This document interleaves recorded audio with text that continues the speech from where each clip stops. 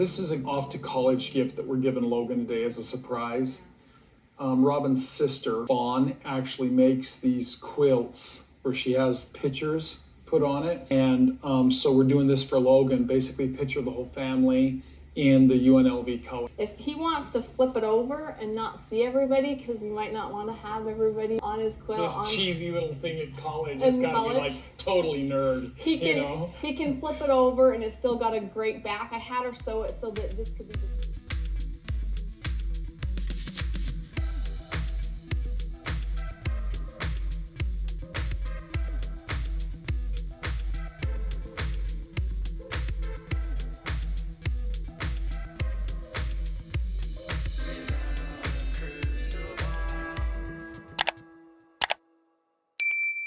Hey friends, it's Katie from Without a Crystal Ball. Welcome back to my channel. It is Tuesday, March 5th, 2024.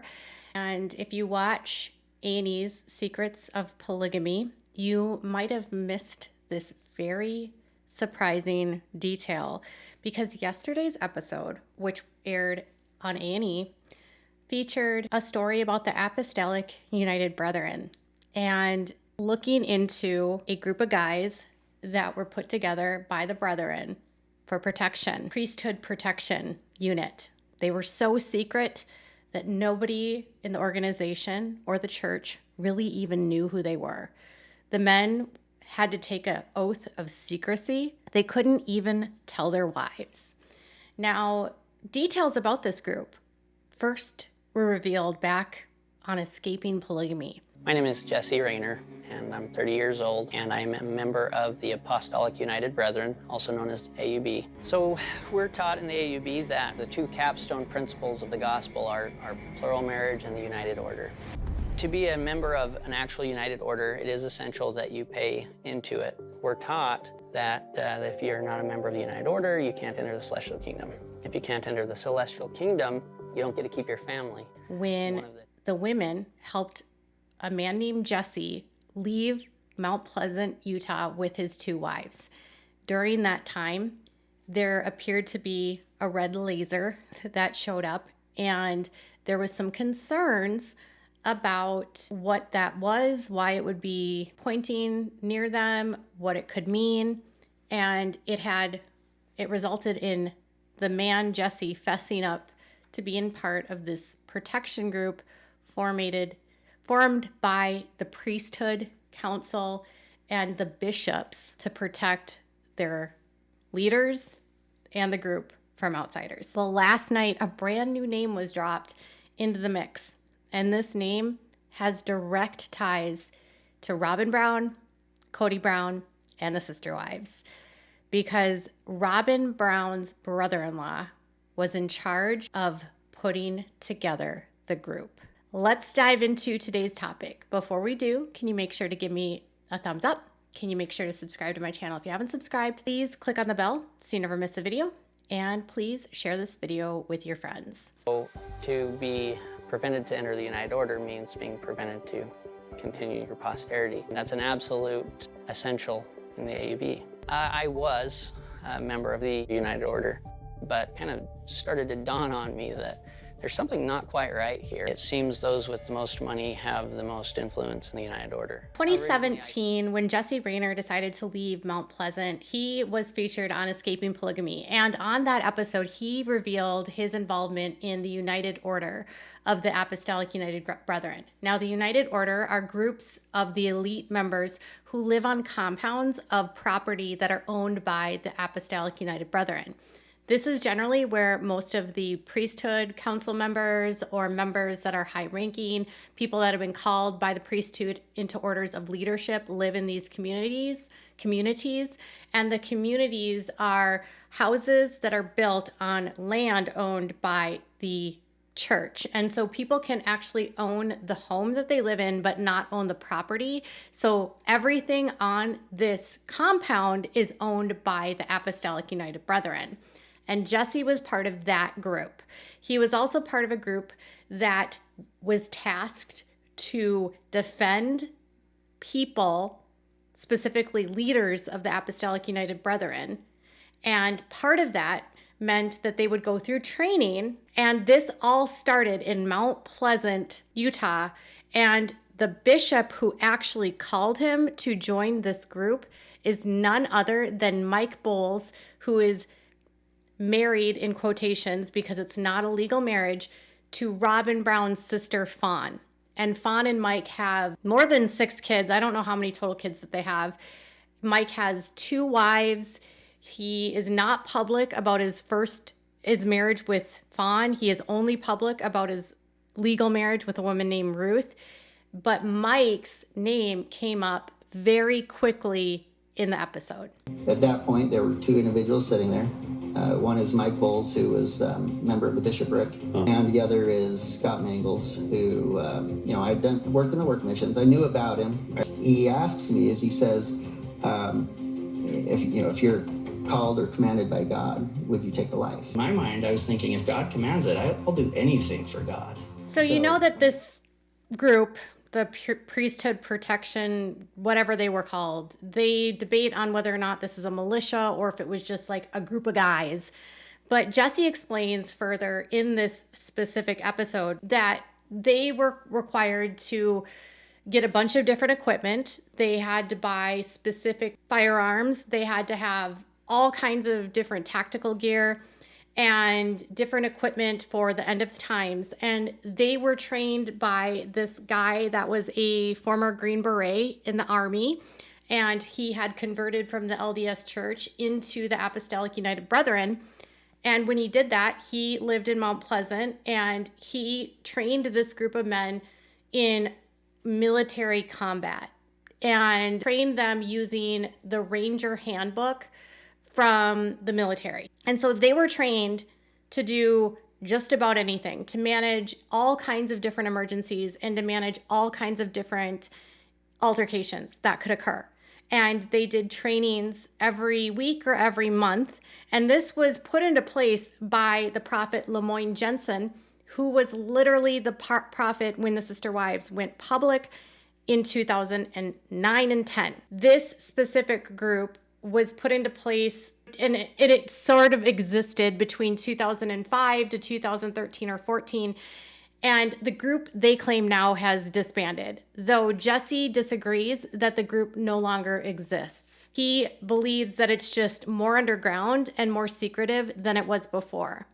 Now, it didn't necessarily bring us anything new. The first thing that I noticed was, one, Mike Bowles.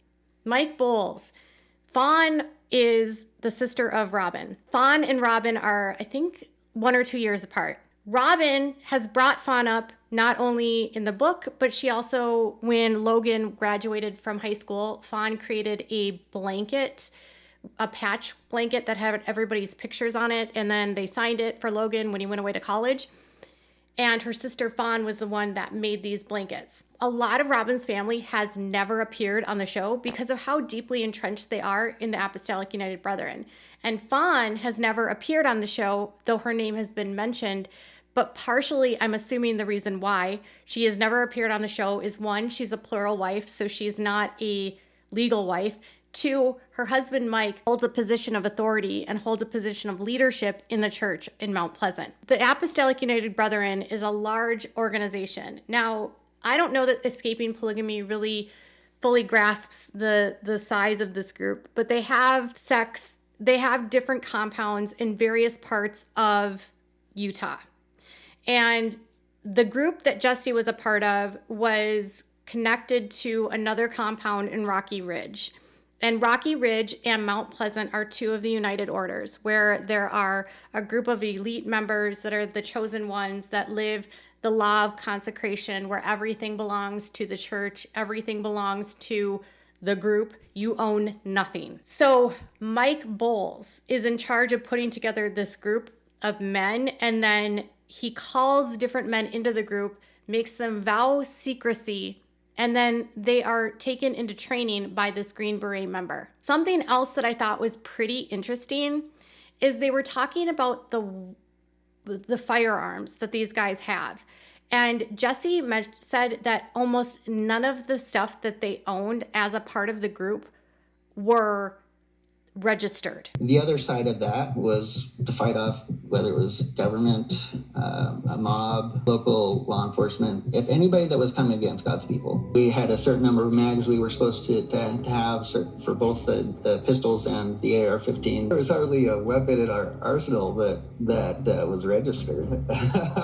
So did you guys Immediately when he said that most of the items that were in there were unregistered, I realized something very quickly, that these guys are somehow involved in a scheme of obtaining these items illegally, because you cannot have a firearm that is not registered, meaning they were using something that if someone were going to try to find the perpetrator, say they actually hurt someone, it's unregistered, it's unlicensed, so no one knows that these guys have these.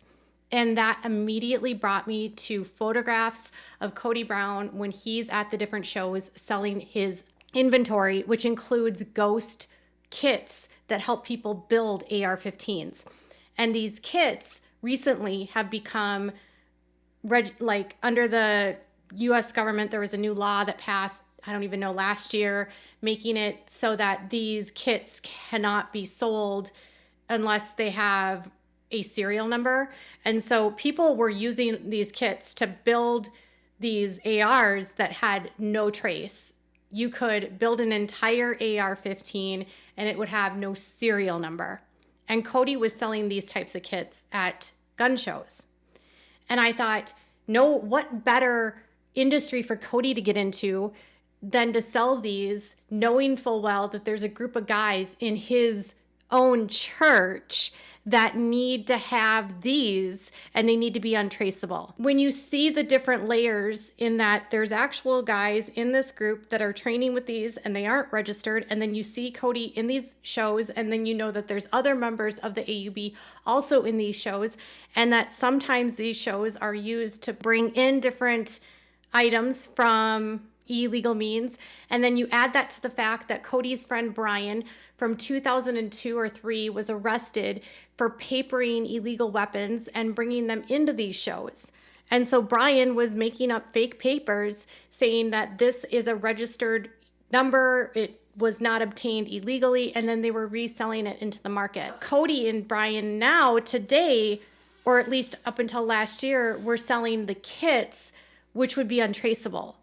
So it would appear that Brian hasn't really stopped in that world. It would appear that Kody's a part of that world that's trying to go under the radar, under the ATF, under regulation. And now you hear that the men in the AUB are using these types of items that Kody sells. And it all just made sense to me. It's all a part of their belief that they need to defend themselves from the government. What I really liked about this episode is they made clear that this is not about defending yourself against an intruder. This is about religious extremism, bringing in military into their belief system, making it an us against them mentality and the God against the law.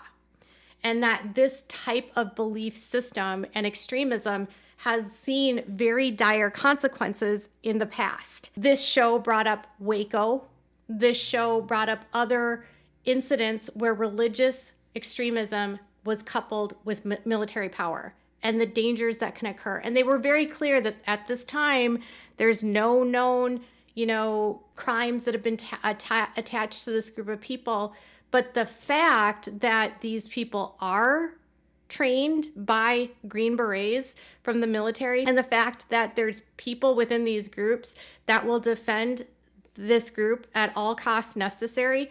And Jesse was very clear that this was not just about defending against, a mob of angry people. It was defending against law enforcement, defending against an FBI raid, and even defending against their own families. So he said part of the reason he ends up leaving is because their group was told that if they had to, they would have to go after their own family members that were apostates of the group. So it wasn't just about it wasn't just about the government, but it was also anyone on the outside, anyone that dared to threaten the God's chosen people, like me and you. That's the kind of group that Kody and the sister wives come from. That's the kind of religious extremist that Kody still believes in to this day. It's not someone that is a Republican. It's not someone that's a liberal. It's literally someone that is anti-government.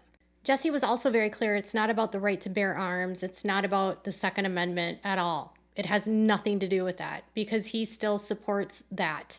It's about the purpose for why they're doing this, the reasons for why they're doing this. And it comes down to this group of people believe they're better than everyone else and have the right to do whatever they want, regardless of the law, regardless of the consequence, because they are God's chosen people. And this was the sentiment that I was told was the direction that the group had been going for several years.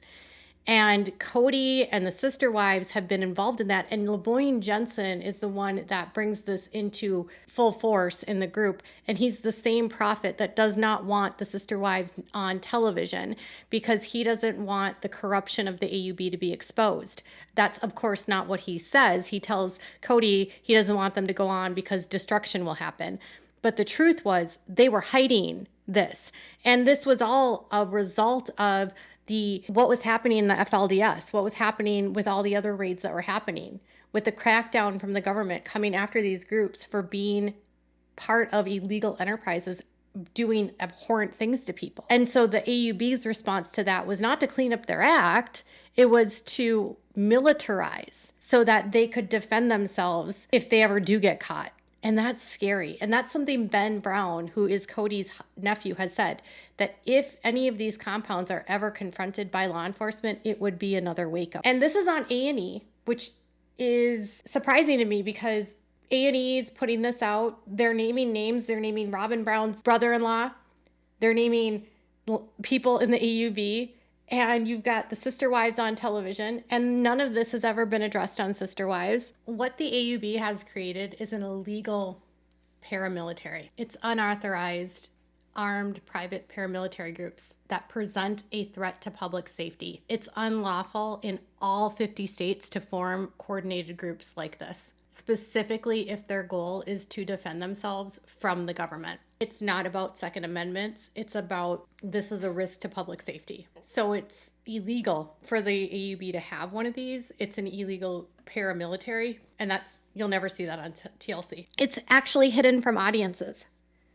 Next week, they're going to talk about Lost Boys and the problem of young men getting thrown and chased out of these groups.